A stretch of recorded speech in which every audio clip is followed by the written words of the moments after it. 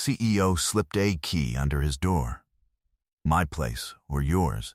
The note said Marcus Chen had been working at Sterling Dynamics for 8 years. 8 years of quiet competence. 8 years of showing up at 6:30 a.m., staying until 8 p.m., building systems that nobody else understood. 8 years of watching less capable people get promoted while he remained in the same position. 8 years of being invisible. He lived in a studio apartment 2 blocks from the office. The walls were beige. The furniture was from IKEA. His bed was a futon. His refrigerator contained mostly coffee, eggs, and the same energy drink he'd been drinking for 3 years.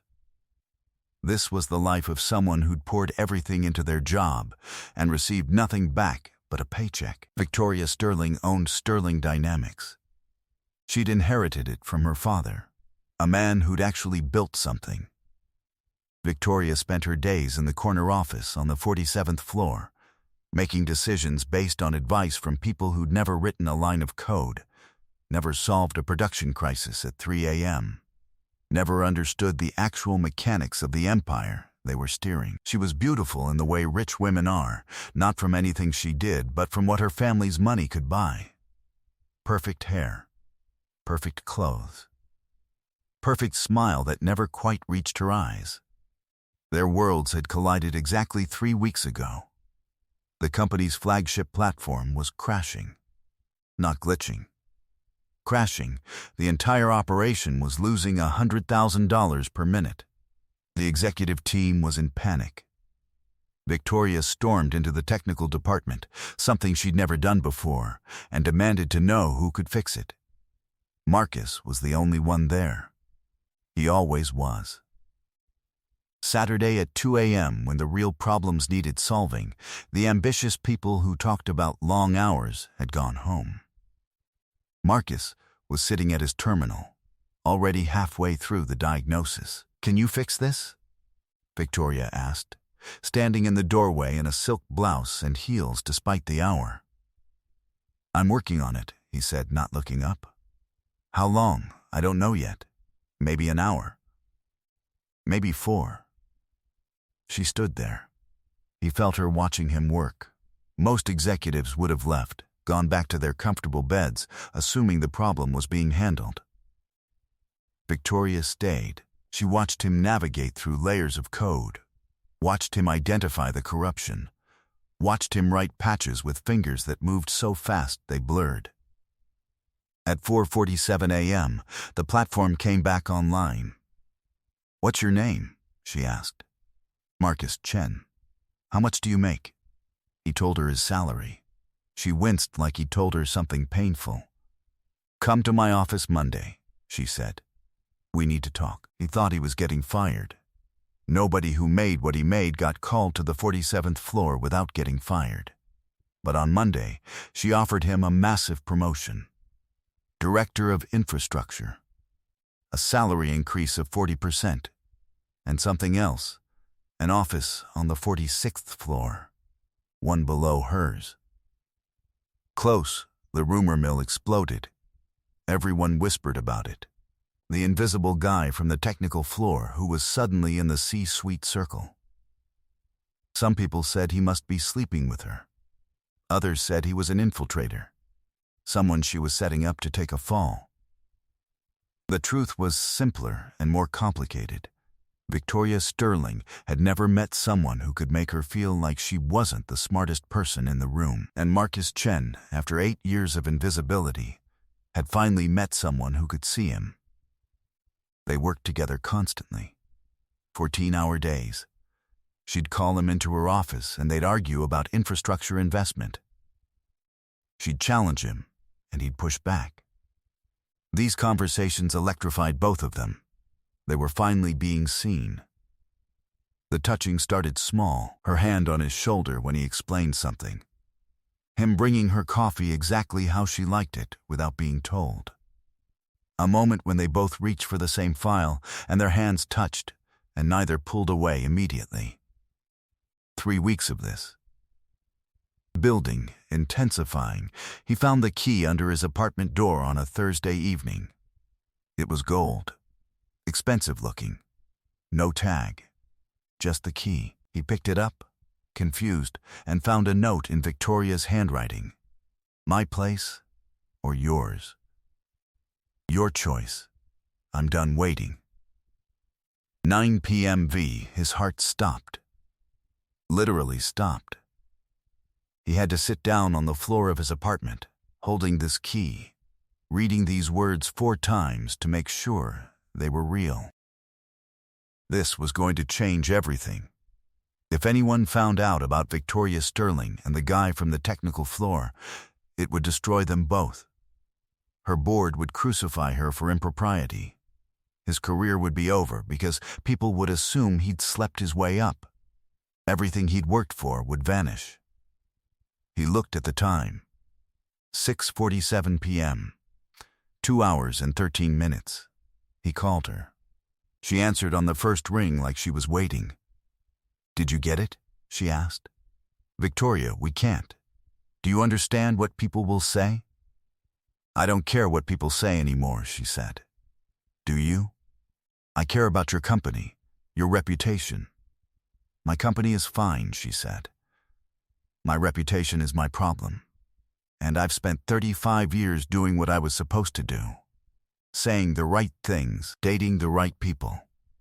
Thinking about the board's opinion of what I wear to charity events. I'm done with that. I'm asking you to meet me at 9 p.m. That's all I'm asking. If you come, you're choosing this. Choosing me. If you don't, I'll understand and we'll pretend this never happened. The phone went silent. Marcus sat in his studio apartment with the key in his hand. He thought about 8 years of invisibility. He thought about the moment she'd walked into the technical department and suddenly the universe had rearranged itself. He thought about the way she laughed at something he said, the way she challenged him, the way she saw him. He got up and took a shower, put on the clothes he would have worn if his life was the kind of life where he had nice clothes to wear. He tried on 3 different shirts, took them off, put another one on. He looked at himself in the mirror of his tiny bathroom and barely recognized the person looking back. The key was engraved on the back. An address, not her apartment. A penthouse. Somewhere else. Somewhere private. At 8:47 p.m., he called a car. The elevator opened on the 52nd floor. The door was at the end of a hallway with nothing else on it. Just a door and a view of the city at night that made his apartment look like it existed in another dimension. He put the key in the lock. Opened the door. Victoria was standing by the window in a dress that was the color of smoke, backlit by the city lights. She turned when she heard him. Didn't say anything. Just looked at him like she'd been waiting her whole life for him to walk through this door. Hi, he said. His voice sounded different in the space. Hi, she said. This is insane, he said. Probably, she said. But I'm tired of sane. I'm tired of careful. I want to be reckless for once. With you. He crossed the room. She didn't move. When he got close enough to touch her, he stopped. If we do this, everything changes. Everything already changed, she said. The moment you fixed that platform and I watched you work. You changed it. Now I'm asking if you want to finish changing it. He kissed her. The city lights disappeared. The penthouse disappeared. Everything disappeared except the feeling of finally becoming real to another person. They didn't leave that apartment for the next 18 hours. They talked. They touched. They made plans. Terrified plans that acknowledged the impossibility of their situation while deciding to pursue it anyway. But the world doesn't allow invisible men to be visible for long, the board found out 3 days later. Someone had seen them together, seen the intimacy, made connections. An emergency meeting was called. Victoria walked into the conference room like she was walking into her own execution. The board members were arranged like a tribunal. "We need to discuss your conflict of interest," the chairman said. Victoria stood at the head of the table, looked at every single person. "There is no conflict of interest. Marcus Chen is the director of infrastructure.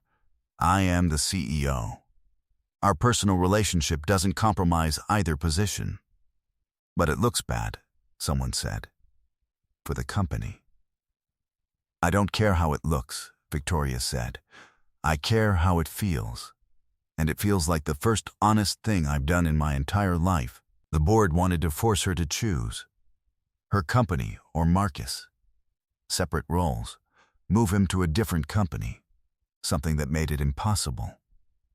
But Victoria Sterling owned 67% of Sterling Dynamics. The board couldn't force her to do anything. And Marcus suddenly and unexpectedly discovered he had leverage of his own. 3 other major tech companies wanted him. Had been courting him for years. They wanted his mind, his ability, his genius. They didn't care about his past invisibility. The board wanted to make their life impossible.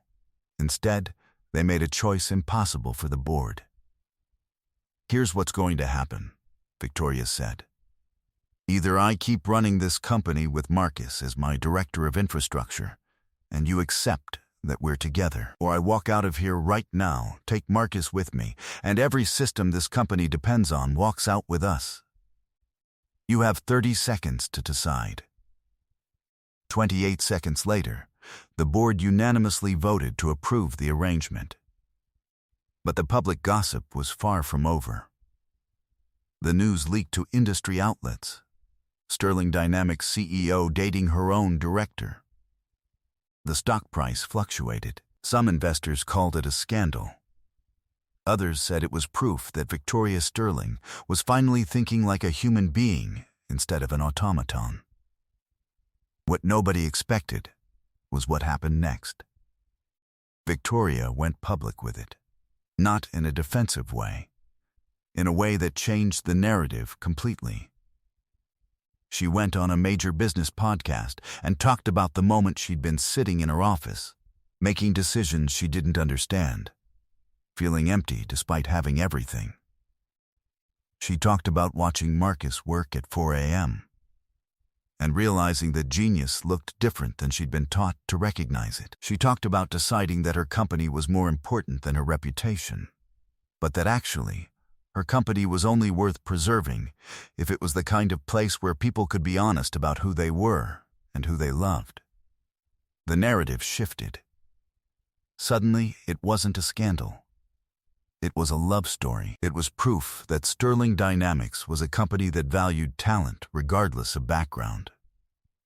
It was proof that the old boys' network was cracking.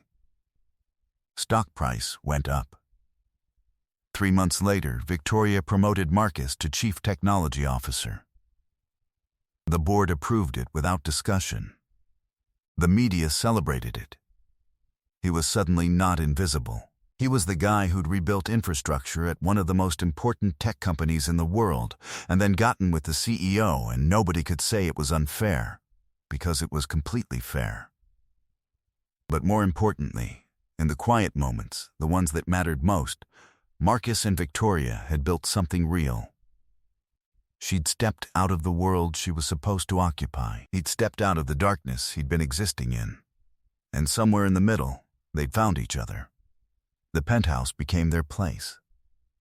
The key that had arrived under his apartment door had opened more than just a lock. It had opened a door to the rest of his life. One night, 6 months after the key, they were lying in bed looking at the city lights, the same lights that had been there the night he arrived, but that he could now see clearly because he was no longer alone in the darkness. "Do you regret it?" Victoria asked. "Any of it?" "Which part?" he said. "The part where I thought I'd be invisible forever? The part where you risked everything? The part where the world decided we were allowed to exist?" "Any of it," she said. Marcus thought about 8 years of beige walls. He thought about the moment she'd stood in his doorway. He thought about the key. He thought about the way his life had reorganized itself around being seen by another person. "No," he said. "I don't regret any of it." She moved closer to him. Outside, the city continued on, unaware that in this penthouse, two people had just decided that visibility was worth every risk. The key was still on his nightstand. He'd kept it, even though he didn't need it anymore.